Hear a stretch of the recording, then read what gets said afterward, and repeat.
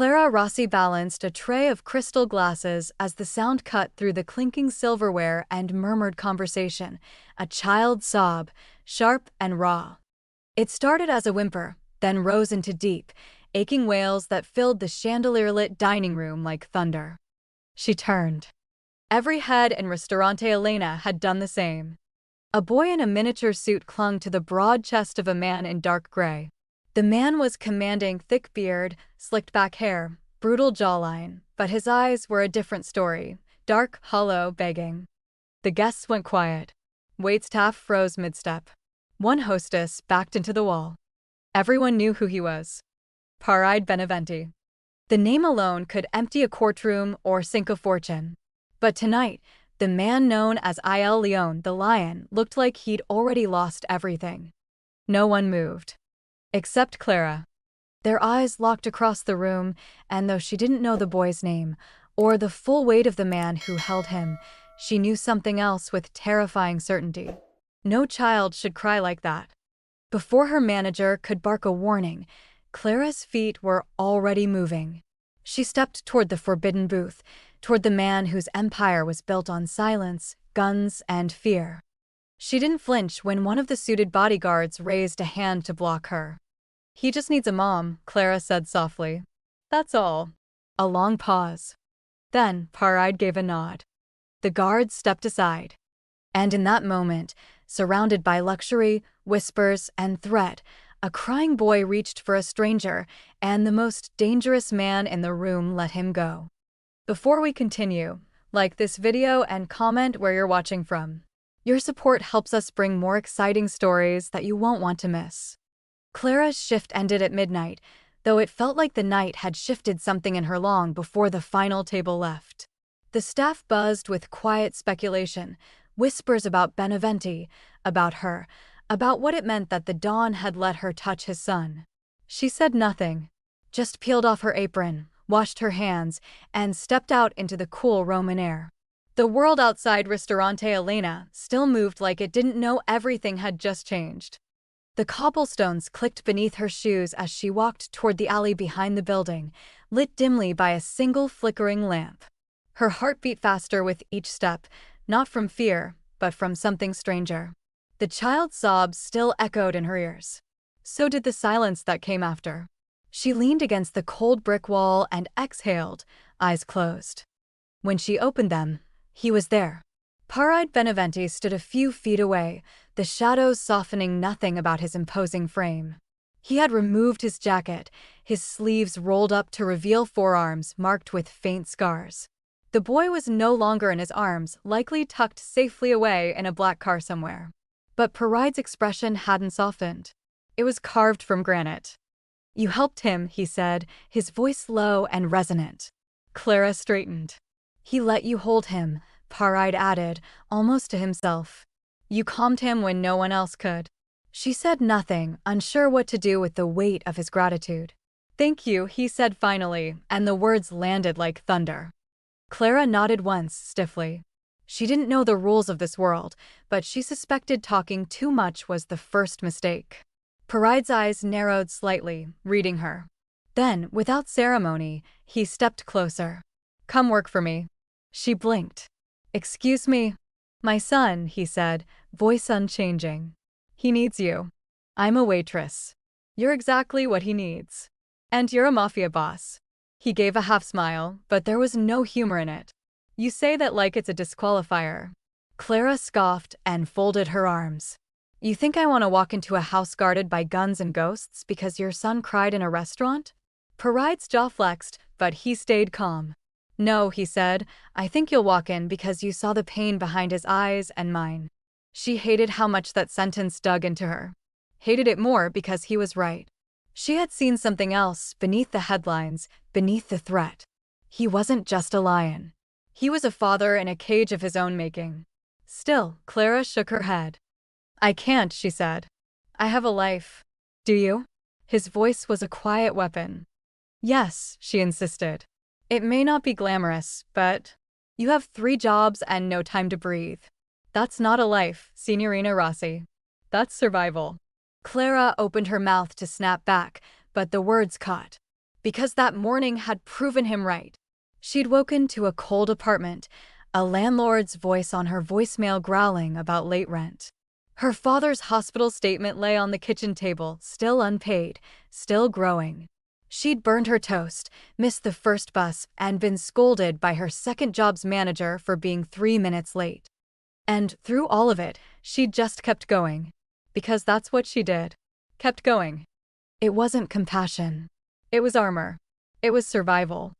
She looked at Paride now and saw someone who'd learned to survive, too, differently, dangerously, but with the same broken pieces.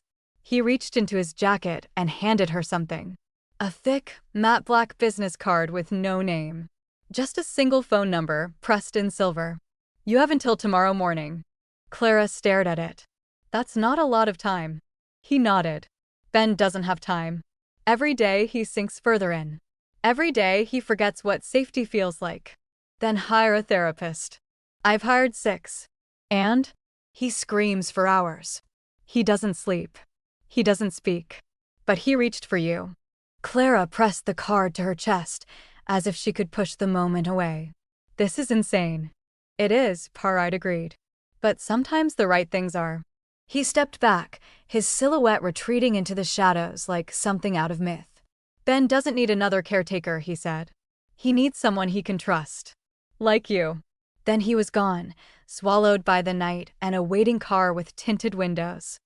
Clara walked home in silence. Rome at night could be romantic, soft with yellow light and the murmur of fountains. But tonight, it felt like the whole city was holding its breath. Her feet ached. Her soul ached more. She clutched the card in her hand like a match she didn't dare light. When she reached her tiny apartment, her neighbor's cat hissed at her in the stairwell. The bulb in the hallway was out again. She stepped inside and locked the door behind her. The clock on the wall read 2:17 a.m. She collapsed on the couch and stared at the ceiling. She didn't sleep. She didn't even try. Instead, she booted up her ancient laptop and typed, Paride Beneventi. The first few hits were expected tabloid rumors, bloodied headlines, words like Dawn, Kingpin, Untouchable, images of men in suits, police lines, women in black dresses at funerals. There was a video clip, too. A funeral, his wife's. The coffin was white. His face was stone. Ben had been younger, but even then, his small hand clutched Paride's sleeve like a lifeline. Further down the page, things changed. Photos of Paride at hospitals, holding children with leukemia. Large donations to burn units. A foundation in Lucia Beneventi's name. Another video, Paride reading to a group of children, his voice softer than she expected. Always alone. Always a shadow behind him. Who is this man? What had grief done to him? And why did the image of his son's tiny arms reaching toward her keep playing in her mind? Clara stared at the card again. The number gleamed under the lamplight like a loaded question. She hesitated. She didn't owe him anything. She didn't want this world. But she couldn't stop seeing the boy's tears. She picked up the phone. Pressed each digit slowly. The line rang once. Then twice. Then, Rossi. His voice was quiet, but she heard the tension beneath it. He had been waiting. I have questions, she said. There was a beat of silence. Then come ask them. The black car came at precisely 9. Not a minute early, not a second late. Clara stood on the curb with her bag slung over one shoulder, staring at the vehicle like it might bite her. The driver didn't speak, just stepped out in a tailored suit, opened the back door, and inclined his head. She slid inside, heart hammering louder than the hum of the engine. The city peeled away behind them like old wallpaper. Rome's cobbled chaos gave way to sleek roads lined with cypress trees, the kind you only saw in paintings and nightmares. The sky was overcast, but even the clouds seemed to part when the gates appeared. Wrought iron. 12 feet tall. Black as mourning clothes. Beyond them stretched a long gravel drive leading to a villa too big to be real. Cream-colored stone walls, balconies framed in ivy, windows with thick wooden shutters, every inch of it whispered power. The fountain in the driveway sprayed arcs of water into the air like champagne. Statues lined the path like silent guards, carved lions, and marble saints. It was the kind of house people bled for. The driver pulled up without a word. Clara's fingers tightened around the strap of her bag as she stepped out. The front door opened before she knocked. A woman appeared, older, upright, with sharp eyes and even sharper posture. "You're early," she said. "Good." Clara blinked. "You must be Rosa." "I must," the woman replied, already turning. "And you must be the one who made the boy breathe." Clara hesitated, then followed. The foyer was a cathedral in everything but name: marble floors, vaulted ceilings, a chandelier that could probably pay her rent for 10 years. The air smelled like lemon polish and silence. "Mr. Beneventi is in a call," Rosa said over her shoulder. "But Ben is in the sunroom." Clara caught up. "And Matteo?" Rosa's lips tightened. "You'll know him when you see him." Clara didn't know if that was meant as reassurance or a warning. They passed through room after room, library, drawing room, formal dining space, all impeccably clean but strangely lifeless. It wasn't a home. It was a palace held together by routine and locked doors. Clara felt her throat tighten. She had entered a world where people smiled with knives behind their teeth. The sunroom was a long space with high glass walls and white curtains that swayed with the breeze.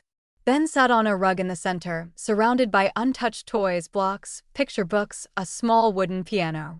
His back was to her, shoulders hunched inward like a question he didn't know how to ask. Clara stepped in quietly, letting the door click shut behind her. Rosa disappeared without a sound.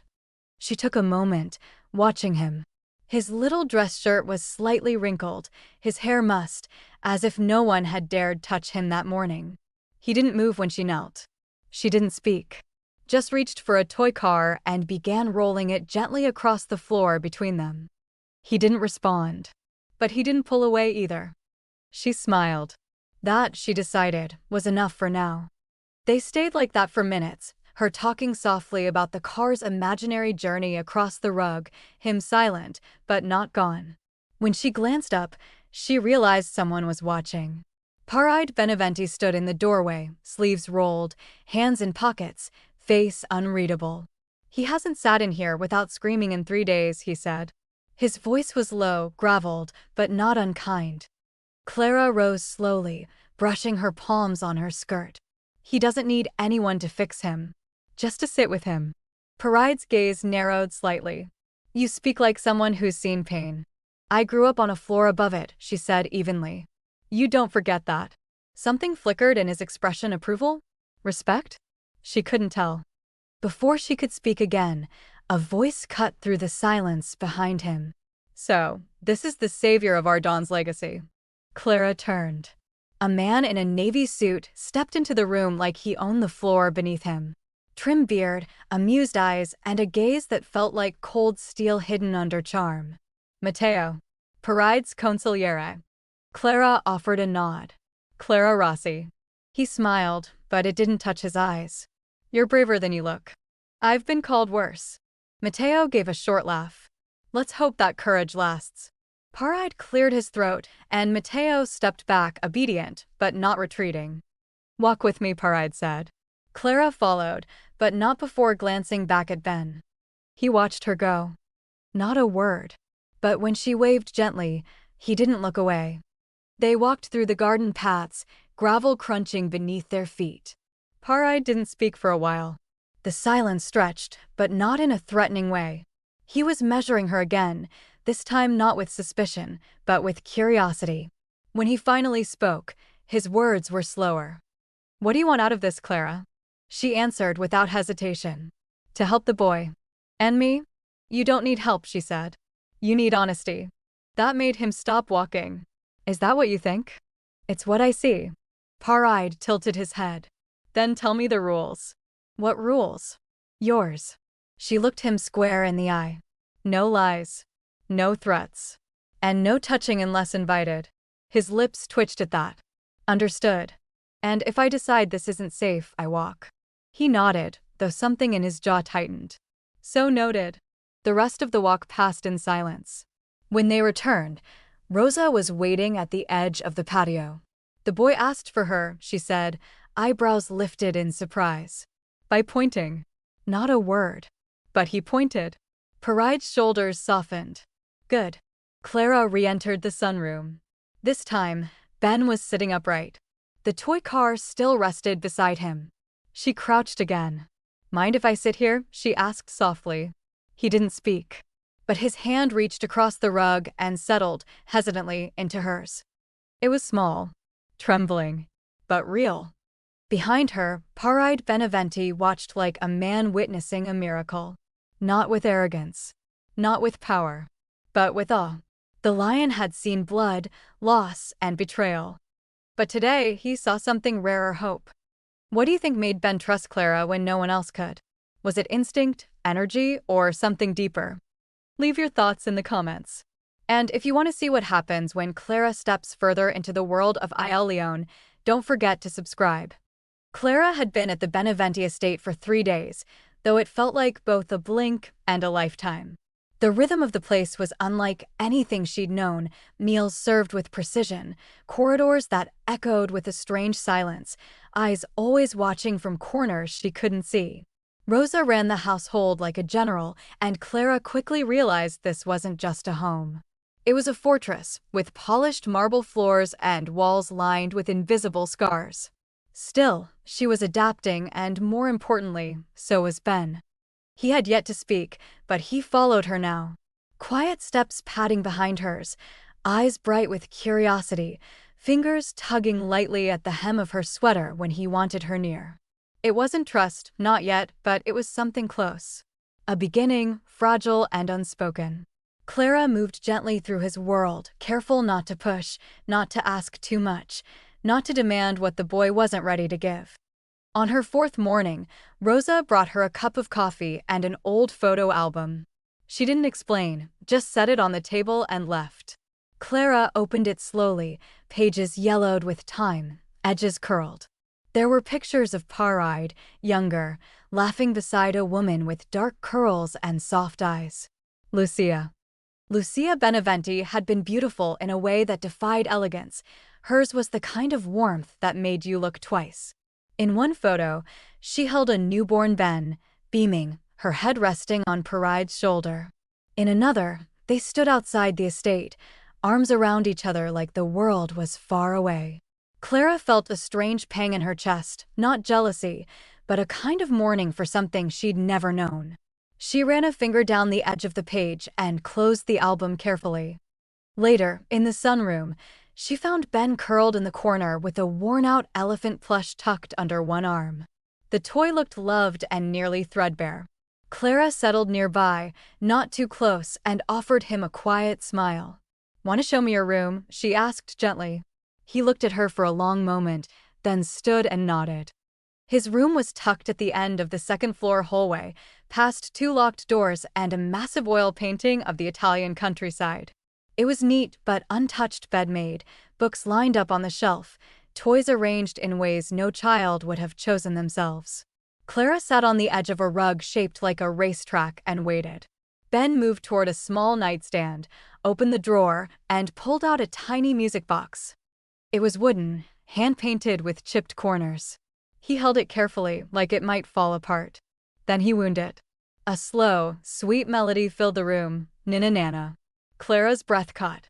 The lullaby wasn't just Italian, it was specific, personal, a mother's song. Ben clutched the box to his chest and sank to the floor beside her. The melody danced between them, achingly tender. She didn't speak. She just listened, and when it ended, she reached out and gently touched the lid. "Your mama sang that to you, didn't she?" she whispered. Ben said nothing, but his lower lip trembled. That night, Clara couldn't sleep. She sat in the library, surrounded by shadows, reading old news articles she'd printed days earlier. Headlines about the bombing. Reports that Lucia's car had been rigged with explosives intended for Paride. She'd been driving Ben to school. He survived. She didn't. Clara imagined the wreckage, the silence after the blast, the impossible weight of guilt in a father's chest. She understood now why Paride carried himself like a man made of stone. Some pain wasn't just carried. It consumed. And it passed down like a curse. The next morning, she found Paride at the breakfast table already seated, coffee steaming in his hand, newspaper folded beside his plate. Ben sat between them, still in pajamas, hair mussed from sleep. He didn't meet anyone's eyes, but when Clara poured cereal into his bowl, he didn't flinch either. Paride watched in silence. His gaze lingered not on his son, but on her. She buttered toast without looking at him. "He likes quiet mornings," she said. "I noticed." "And gentle hands." "I noticed that too." Clara finally looked up. "Did you ever tell him it wasn't his fault?" The room froze. Even the birds outside the window seemed to pause their singing. Paride didn't respond at first. His jaw worked. Then he said, very quietly, "No. I didn't." Clara nodded. "Maybe it's time you do." He stood abruptly and walked out of the room. Ben didn't blink. He just kept eating. Clara exhaled slowly and reached for the napkins. That afternoon, they played with sidewalk chalk on the flagstones near the garden fountain. Clara drew suns and stick figures. Ben drew circles and lions. Always lions. He colored one in red and gold, then tugged on her sleeve and pointed to her. Then to himself. Then to the lion. She tilted her head. "That's me?" He nodded. "And you?" Another nod. "And the lion is your papa?" Ben smiled, small but unmistakable. Then he went back to coloring. Clara watched him, heart full and aching all at once. She felt someone behind her and didn't have to turn to know who it was. Paride stood with his arms crossed, watching from a few steps away. His eyes flicked from the drawings to her. "He never draws people," he said. Maybe he didn't have the right ones before. He was quiet a moment. "You're good with him." Clara didn't answer. Instead, she picked up a green chalk and handed it to Ben. "Let's draw a garden." Paride lingered for a moment longer, then turned and walked away again. Not because he was angry, but because he didn't know how to stay. Clara understood that kind of grief, the kind that taught you to leave before you were left. That evening, Rosa served dinner on the back terrace, under strings of golden light that flickered in the breeze. Clara sat beside Ben, helping him cut his gnocchi into smaller bites. Paride joined them late, sleeves rolled again, no tie. He didn't speak much, but he stayed. That, Clara had learned, was its own language. After the meal, Rosa brought out a stack of clean paper and crayons. "For the boy," she said. Ben settled on the ground, legs crossed. He began to draw, slow, careful strokes of color across white space. Clara watched over his shoulder, and her breath caught. He'd drawn 3 figures. One small with messy hair, one tall with long black curls, and one in between her. Beside them stood a lion with a red heart drawn over its chest. Ben pointed to the drawing, then looked up at Clara. She smiled through the sting behind her eyes. Paride leaned in from the other side of the table. His eyes landed on the picture. Something in his expression crumpled. He didn't speak. He just turned and walked inside without a word. Clara watched him go, heart heavy. Ben slipped his hand into hers again. She gave it a gentle squeeze. For the first time, he didn't let go. Clara had never expected to find peace in a house built by violence. And yet, in the weeks that followed, she found herself exhaling without noticing. Mornings began with Ben quietly brushing his teeth beside her. Evenings ended with storybooks and shared silence. He hadn't spoken, but he no longer shrank from touch. He held her hand now, sometimes even tugged at her sleeve when he wanted her near. Rosa had taken to leaving little things for her, homemade tea blends, folded linens, a scarf for cooler mornings. The older woman didn't say much, but her eyes had softened, her nods growing more approving. Clara earned her trust not with grand gestures, but with constancy. She followed routines, respected boundaries, never overstepped. Trust, she'd learned, was built in the quietest ways. But not everyone welcomed her so easily. Matteo watched from the shadows, always with that half smile, always with something calculating in his stare. He made polite conversation in front of Paride, but never more than necessary. Once, she caught him watching her through the reflection in a window. He didn't look away. She brushed it off at first, too focused on Ben to care. But then small things started to shift. a jacket misplaced, a drawer left open, her phone charger replaced with a different one. Minor, almost unnoticeable, except they didn't feel like accidents. Clara mentioned it to Rosa once. "Mateo's looking for something," she said quietly. Rosa hesitated, wiping her hands on a dish towel. "He's loyal to Paride," she said carefully. "But loyalty to a man doesn't always mean loyalty to his healing." Clara said nothing, but the unease in her chest grew roots. Then it happened. She returned from the garden one afternoon to find her door ajar. Her room had been straightened too straight, the pillows reset, the lamp turned slightly, and on the edge of her nightstand, half hidden beneath her sketchbook, a phone she didn't recognize. Black. Slim. No case. No fingerprints. Her breath caught. She didn't touch it. Didn't move. She backed out of the room and closed the door behind her. Her first instinct was to find Paride. But Paride found her first. She turned the corner into the main hall and froze at the sight of him, already waiting, face carved in steel. Mateo stood beside him, arms crossed. "We need to talk," Paride said. Clara swallowed. "About what?" He held up the burner phone. "This," he said coldly. "Found in your room." Her mouth opened. "That's not mine." "Are you sure?" Paride. He stepped closer, voice low and clipped. "You expect me to believe a random phone just appeared under your pillow? I don't know where it came from. Who sent you?" "No one sent me." His voice cracked like a whip. "Then explain why I found messages on this phone, messages about my movements. My son." Her breath caught like glass in her lungs. "No, that's not. You've been here under my roof. Near my child. I would never." "I trusted you," he hissed. And for the first time since she'd met him, Clara saw him not as a grieving father, but as the lion people feared. Tears burned hot in her eyes, but she refused to let them fall. "If you think I'm a spy, then we're done here. Clara, you let Mateo plant that. Or worse, you believed him before you believed me. I have to protect Ben. And I was doing that. Every damn day." Paride's face flickered, conflict warring with instinct. But the damage had already torn through her chest. Clara turned and walked away. Past Rosa, who called after her. Past the gates. Past the guards. The sky had darkened to slate by the time she reached the city. It began to rain the moment her boots hit the sidewalk outside her apartment. Cold. Soaking. Ironic. Clara stood there, dripping, her bag clutched like a shield. Her body trembled, not from the cold, but from the betrayal she hadn't seen coming.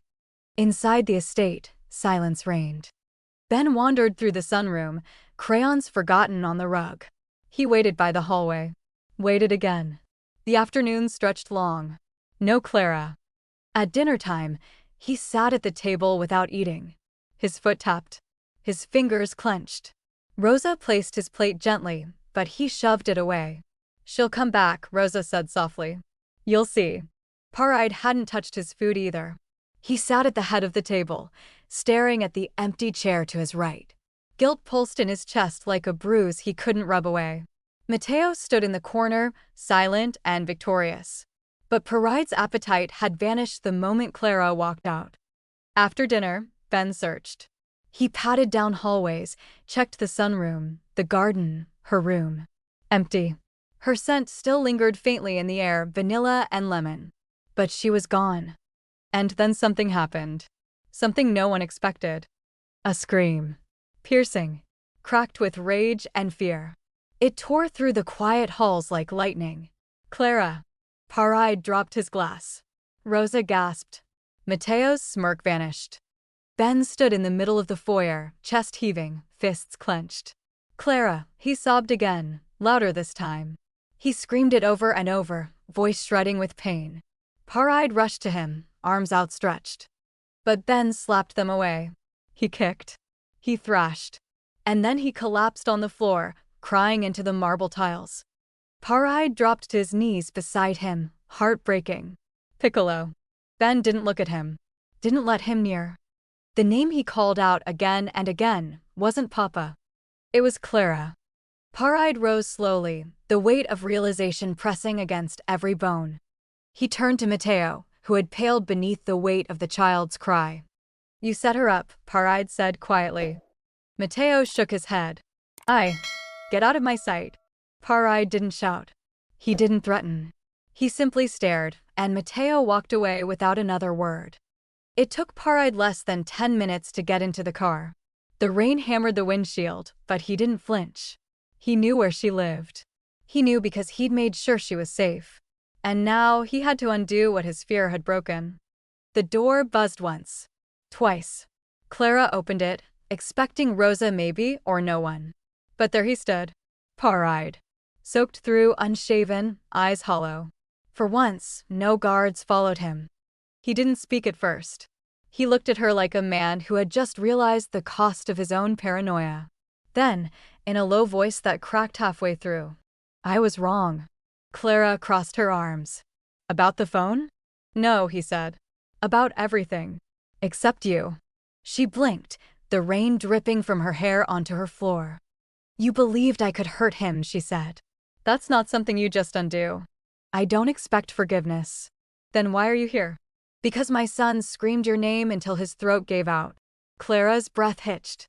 "He spoke." "He broke," Paride whispered. "Because I broke us." She stepped aside. Not to invite him in, but to breathe. Paride stood at the threshold, dripping and defeated. "I built my life expecting betrayal," he said.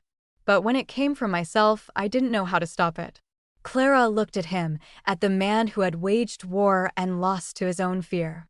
"You have to earn your way back," she said. "I intend to." They stood there in the quiet, the storm echoing outside. A pause. Then Clara spoke the first kindness she could manage. "Come inside. You're soaking." And as he stepped over the threshold, he knew the work was only beginning. Do you believe trust can ever be fully rebuilt once it's broken, especially when love and safety are on the line? Drop your answer in the comments and subscribe to follow Clara and Paride's story as the line between protection and love begins to blur. Clara didn't return to the Beneventi estate right away. She told herself she needed time, space, a moment to think, but in truth, she was afraid. Afraid of what she'd left behind, and even more afraid of what she still wanted to go back to.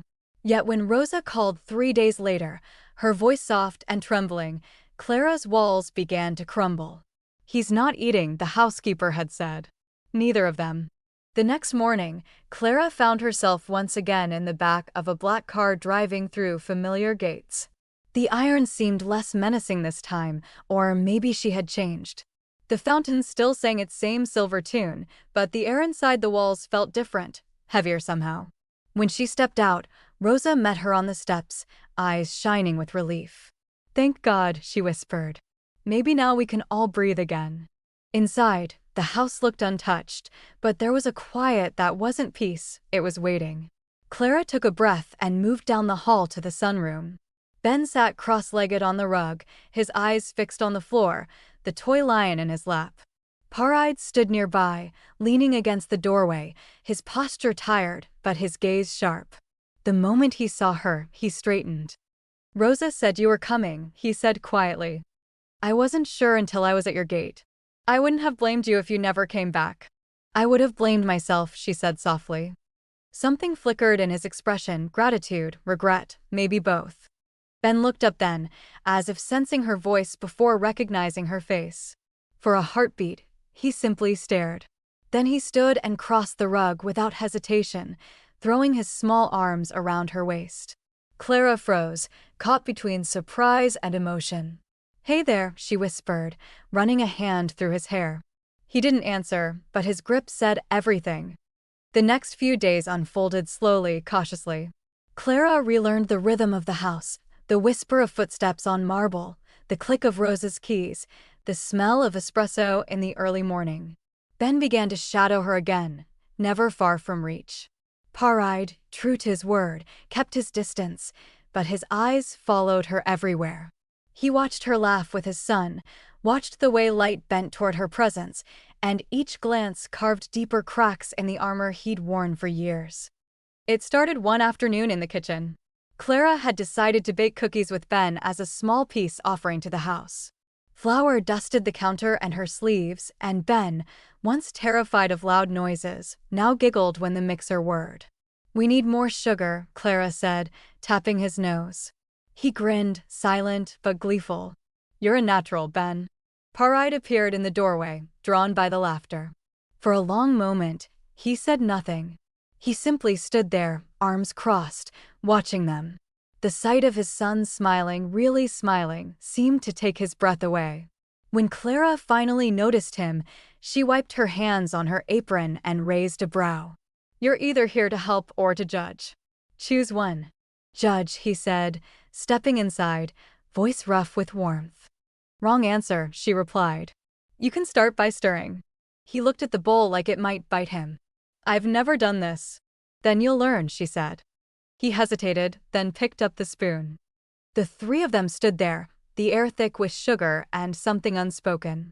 Paride's hand brushed Clara's as they both reached for the chocolate chips, and neither of them pulled away. His touch was brief, but searing, like a match against her skin. Clara looked up at him, saw the quiet awe in his eyes, and her pulse stumbled. He had ruled men with fear, but here, over cookies and a child's laughter, he looked undone. Later that evening, the cookies sat cooling on the counter. Rosa declared them the best thing to come from that kitchen in years. Ben beamed under the praise, and Paride tried one, pretending not to smile. Clara caught his expression and smirked. "Don't worry," she said. "You bake better than you scull." After dinner, Paride lingered in the hallway as Clara tucked Ben into bed. She hummed the lullaby he loved, Nina Nana, the same one his mother once sang. When the song ended, she turned to find Paride in the doorway. His voice was quiet. "I used to sing that to him once," he said. "Before." Clara stepped closer, her tone gentle. "You still can." "I don't know how anymore." "Then let him teach you." He looked at her for a long time before nodding once. "I'll try." That night, after Ben had fallen asleep, they sat in the kitchen again. The lights were low, the smell of coffee lingering in the air. "You're changing him," Paride said finally. "You're changing me." Clara shook her head. "He's doing that himself. You just forgot how to see it." His gaze lingered on her face, as if trying to memorize every word. Then he said it, almost to himself. "I was raised to rule," he murmured. "But I've never known how to father." Clara looked at him, the weight of those words pressing against her heart. "You're learning," she said softly. "That counts." He exhaled, like the words freed something in him. "You always make it sound so simple." "It's not," she said. "It's just worth it." Their eyes met, and for the first time since she'd stepped into his world, Clara didn't see the Mafia boss. She saw a man trying to remember how to be human. The air between them thickened, silent but charged. His hand moved, almost unconsciously, toward hers. Their fingers brushed. Just a whisper of touch, but enough to make her breath catch. Paride pulled back first, eyes dark and unreadable. "I should." "Good night," she said quickly, sparing them both the weight of what could follow. He hesitated at the doorway, then turned. "Good night, Clara." She didn't sleep that night. Not really. She replayed the moment over and over until dawn colored the horizon. The next morning was slow and golden. Clara found Ben already awake, coloring quietly at the kitchen table. He looked up and smiled, small but sure. "Good morning," she said.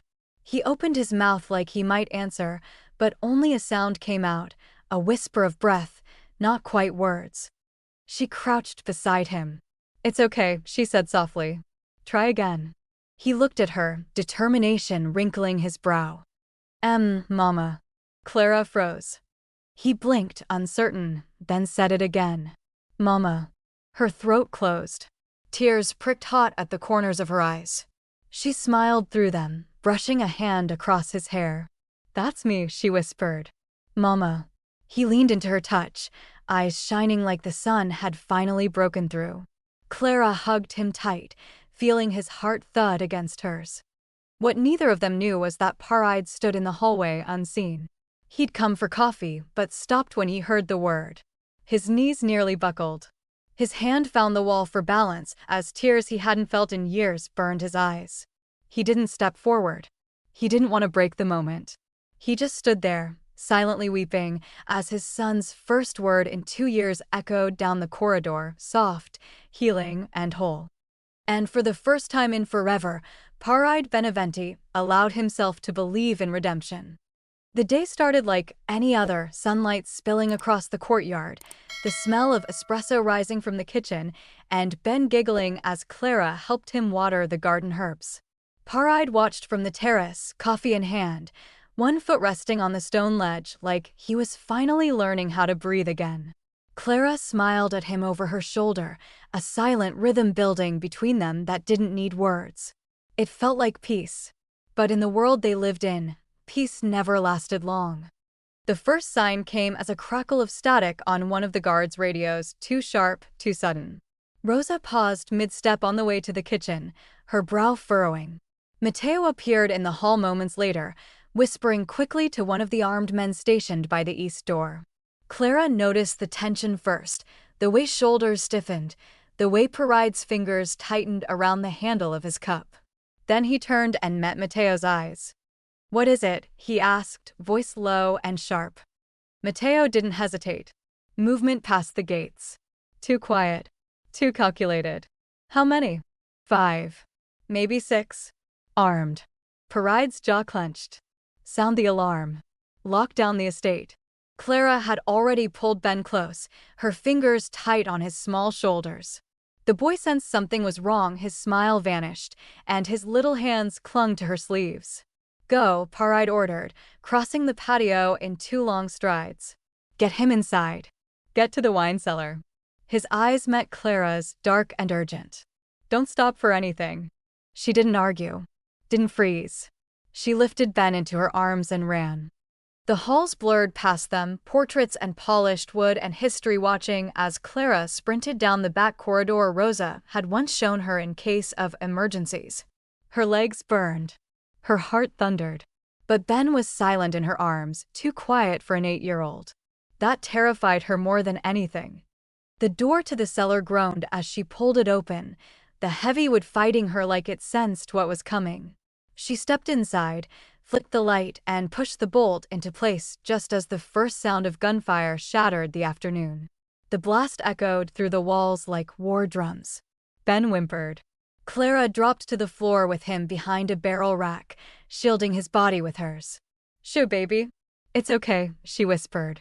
"It's just noise. Just noise. I've got you." Footsteps pounded overhead. Voices shouted in rapid-fire Italian, some familiar, some not. Then closer. Muffled against the thick door but unmistakable. Someone had found the hallway. They were coming. Clara pressed Ben tighter, heart in her throat. "Close your eyes," she whispered. A crash splintered through the door above. Then silence. And then hell. The cellar door exploded inward. 2 masked men stormed into the room, weapons drawn, eyes scanning the shadows. Clara had no plan. No training. Just instinct. She stood, arms out, blocking Ben completely. "Don't touch him," she said, voice shaking but steady. One of the men raised his gun. The other moved toward the boy. Clara reacted without thinking. She lunged, screaming, shoving the man back into a rack of wine bottles. Glass shattered. A shot rang out. Heat tore through her arm like fire, but she didn't stop. Ben screamed. The men shouted. Then more gunfire. Louder. Deadlier. And then, silence again. Heavy. Final. Paride appeared in the doorway, gun raised, eyes wild. Blood spattered his shirt. His knuckles were raw. He saw Clara, bleeding and shaking, and something broke in his face. "Clara," he rasped. He dropped to his knees beside her, cradling her against him while she still shielded Ben. "I'm okay," she gasped. "He's okay."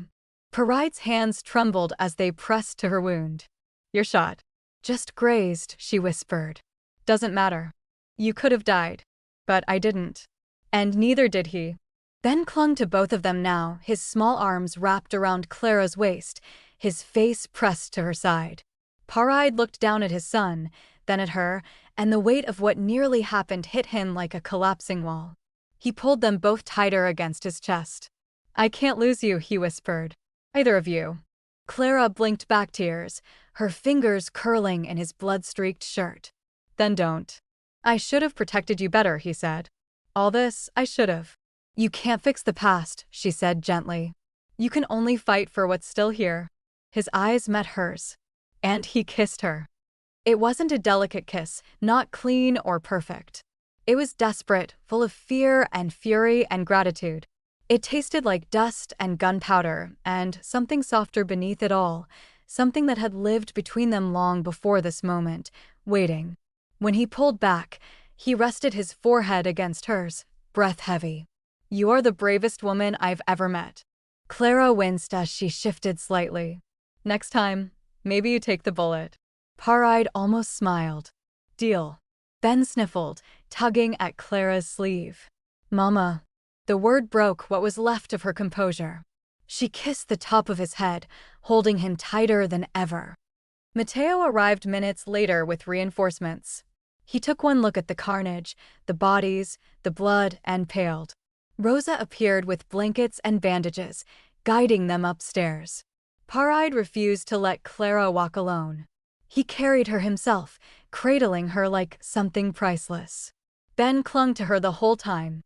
Back in her room, Rosa cleaned the wound. It's shallow, she said. Hurts like hell, though. Understatement, Clara muttered, gripping the edge of the bed. Paride stood nearby, eyes dark, silent, holding the discarded bullet in one bloodied hand. He hadn't spoken since the cellar. Not since the kiss. Rosa left them alone after tending to Ben, who had finally fallen asleep clutching the same toy lion.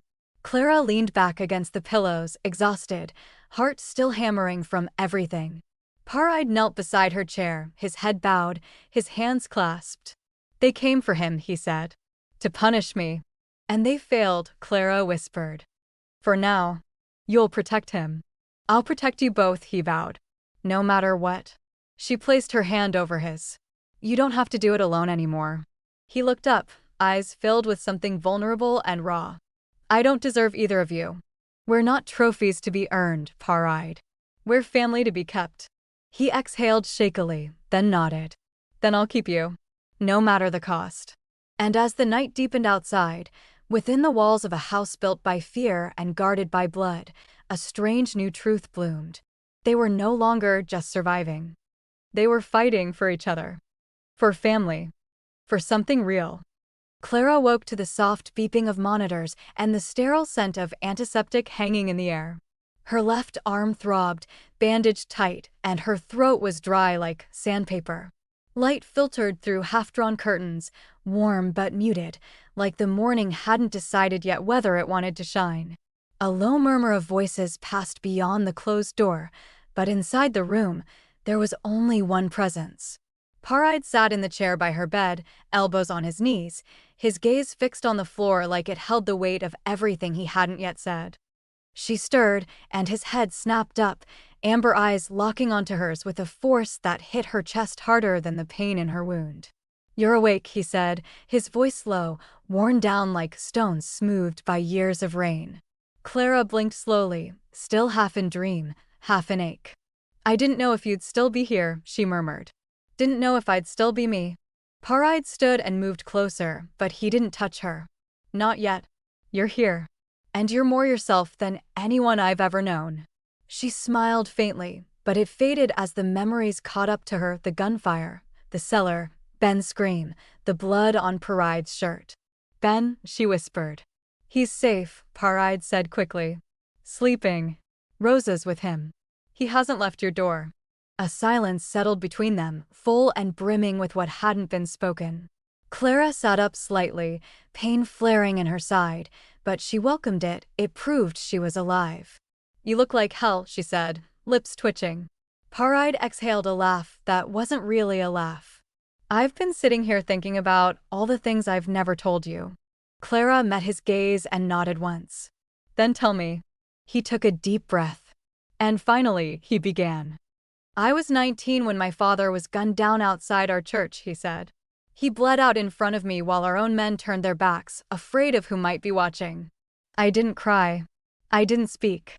I picked up his ring and swore I'd never be powerless again. Clara didn't move. She just listened still, unflinching. I built this family from ashes, Paride continued, his voice a quiet storm. I made deals with devils and buried bodies with my bare hands. I ordered hits, burned bridges, erased names from this earth like they were nothing more than chalk on stone. He paused, jaw tight. They weren't nothing. I know that now. His eyes flicked to hers. But back then, I told myself it was justice. That every bullet carried my father's name. Clara didn't speak yet. She wanted to let him fall through the layers of truth at his own pace. He looked down at his hands, as if seeing the blood they still held. When Lucia died, I stopped believing in God. Or redemption. I became something else. Something colder. You survived, Clara said gently. That's not the same as becoming cold. No, Paride said. But what I did next was… He stood, pacing a slow line across the small room. I didn't just punish the men responsible. I punished their families. Their children. I wiped out an entire bloodline to make an example. Clara's breath hitched, but she didn't interrupt. And I felt nothing, he said. Not guilt. Not triumph. Just silence. He turned to her, and his face was bare in a way she'd never seen. You deserve more than me. Clara stared at him for a long, steady moment. Then she said simply, then give me better. Paride froze. The words seemed to hang in the air like a lifeline. What do you mean? He asked. She shifted in the bed, pain sharpening her voice. You can't undo the past. You can't take back the blood or the fire. But you can build something new. Not for me. For us. He swallowed, something trembling at the edge of his control. I don't know how to build anything that doesn't burn. Then learn, Clara said. Start over. Brick by brick. Word by word. He stepped closer. And if I fail? You won't, she said. Not if you let yourself be more than what made you. He knelt beside her bed, one hand resting near hers, but not yet touching. I can't promise to be perfect. I'm not asking for perfect, she whispered. I'm asking for honest. He nodded, and for the first time, the Don's mask slipped away completely. All that remained was a man flawed, grieving, desperate to be something more. Then here's my vow, he said, voice hoarse. I'll build something new. For you. For him. Clara reached out and took his hand. Her fingers slid into his, warm and steady. Then let's begin, she said. He exhaled like he hadn't breathed in years. And in that moment, something unspoken took root, something permanent. If someone offered you the truth, unvarnished and painful, would you walk away from it, or help them rewrite what comes next? Drop your answer in the comments, and subscribe to see how Clara and Paride begin building a new future from the ashes of the old. The villa chapel stood tucked behind a garden of white lilies and stone lions, quiet and timeless beneath a pale sky. It wasn't grand or gilded, just weathered pews, high-arched windows, and candles that flickered like promises made in whispers. Clara had walked these paths for weeks, but today they felt new, softened by lace and the weight of something permanent. There was no parade of guests, no flashing cameras, no orchestra swelling in triumph. Just family. Just theirs. Ben stood at the chapel doors, his hair combed neatly, his little suit slightly too big, and a grin stretching wider than the sky. Rosa wept quietly in the second pew, a handkerchief pressed to her face. Matteo stood in the back, arms crossed, his usual smirk softened into something close to pride. Paride waited at the altar, dressed in a sharp black suit, his tie charcoal gray, his expression unreadable, but his eyes never left the woman walking toward him. Clara. She wore ivory silk, simple and elegant, the hem brushing against the ancient stone floor. Her veil was pinned back, hair in soft waves, eyes locked on the man who had once terrified her, then moved her, then loved her enough to change. She walked alone, no father to give her away, no traditions she felt tied to. She was here by choice.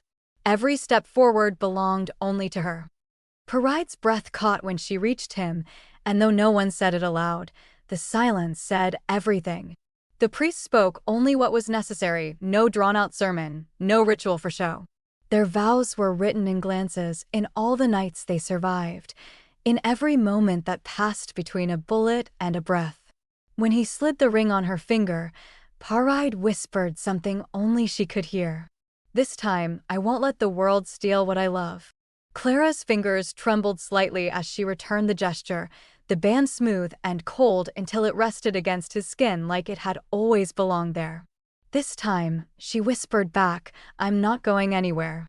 The priest blessed them in Latin, but it was Ben's quiet voice that broke through the final silence. "Mama." He held up a small bouquet he'd picked himself. "You look like a star." The guests laughed, soft, emotional, reverent. Paride's jaw clenched, trying to hold in the tears he didn't want to shed in front of his men.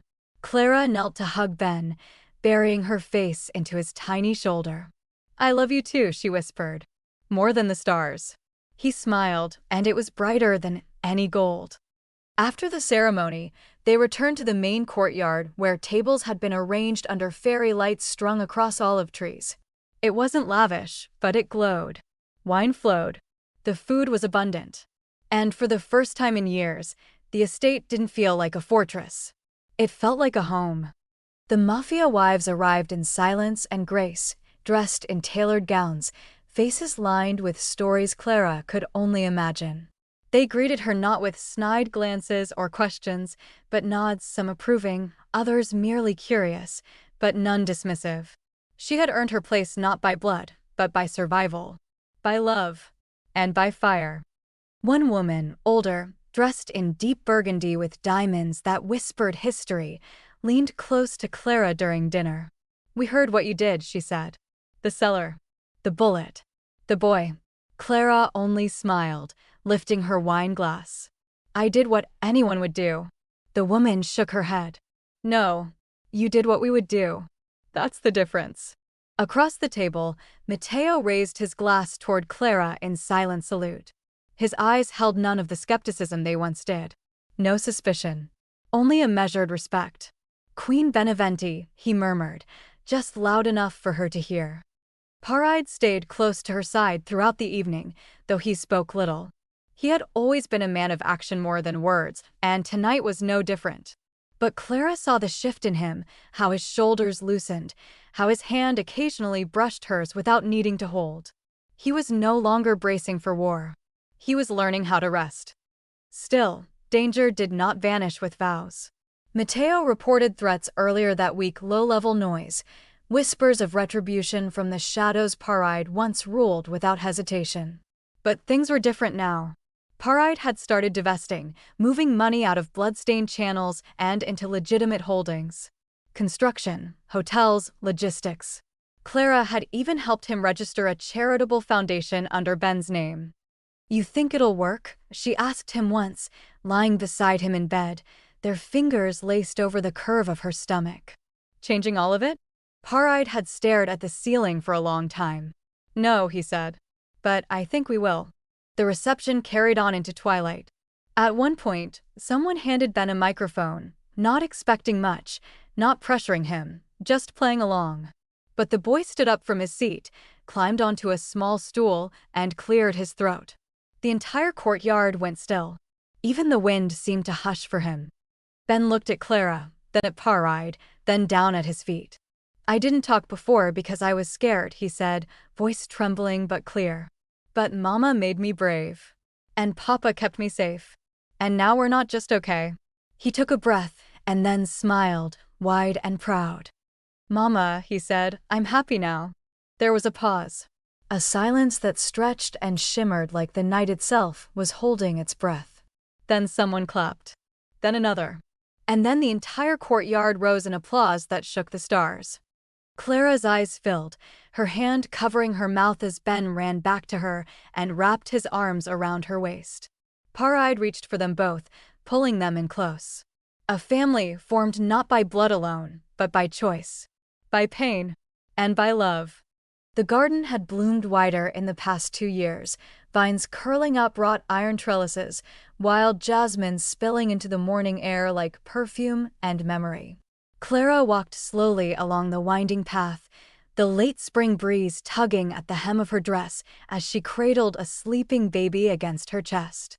In her arms was Sofia Lucia Beneventi, 8 months old, warm and dreaming, fingers curled around a tiny fist.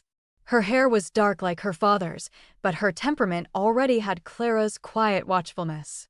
On the lawn nearby, Ben chased butterflies with a net too big for his hands, laughing loud enough to make the world soften.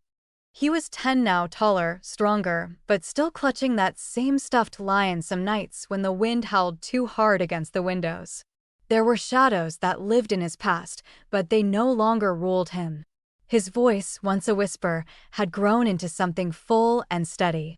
He spoke with confidence, cracked jokes, asked endless questions. The silence he'd once lived in had finally let him go. Clara paused beneath the olive tree, rocking Sophia slightly as her eyelids fluttered. The garden had once been just a patch of overgrown hedges, a forgotten corner behind a villa built more for power than peace. Now it held raised beds of herbs, flowers Ben had planted himself, and a wooden bench where Clara often sat to watch the world rebuild itself. It had become their favorite place, their sanctuary. A garden made not just of plants, but of beginnings. Paride appeared quietly behind her, as he always did, less lion these days, more man. He no longer wore suits unless required, and even then, his eyes seemed to rebel against the weight of old expectations. Today he wore a simple shirt, sleeves rolled, 2 buttons undone, his wedding band glinting in the sunlight. His hair had silver at the temples now, but his steps were lighter than they'd ever been. "You're up early," he said, voice soft like the breeze. "She is, so I am," Clara replied with a smile, nodding down at the baby in her arms. "But I don't mind." Paride leaned down and kissed her cheek, then the baby's forehead. "You look peaceful." "I am." He looked out at Ben. "So is he." They stood there a while, watching their son dart across the grass in pursuit of wings he'd never catch, but enjoyed chasing anyway. Paride's hand found Clara's without needing to look, their fingers fitting easily now. "Do you remember the first time he smiled?" she asked. "Not the polite smile. The real one." Paride nodded. "It was after he made you laugh." "He looked surprised by it," Clara said. "Like he didn't know joy could echo." Paride's voice lowered. "Back then, I didn't either." The truth settled between them, heavy and light at once. He'd changed, not with declarations or grand gestures, but with small, daily choices. Paride had stepped away from the empire of blood and fear, piece by piece. It hadn't been easy. It still wasn't. But now, the businesses bore clean names and honest books. The Beneventi name, once whispered with fear, had begun to mean something new. He looked at Clara, the lines around his eyes deepening not from stress, but from use, smiling, living, finally. "I didn't know I could be this man," he said quietly. "You were always him," Clara answered, leaning her head against his shoulder. "You just needed to remember." He didn't speak for a moment. Then he kissed the side of her head. "You remembered for me." Sophia stirred gently in her sleep, and Clara adjusted the blanket tucked around her. "She looks like you," Paride murmured. "She looks like all of us," Clara replied. "Like hope." He chuckled. "Hope has your eyes." Clara smiled, but said nothing. Some truths didn't need repeating. Ben ran over then, cheeks flushed, hair wild. "Mama, look," he held up his empty net, triumphant anyway. "I see," she said. "A very fast butterfly, huh?" "Too fast," he grinned. "But I almost had it." "You'll get the next one." "Maybe," he said. "But it was fun to chase."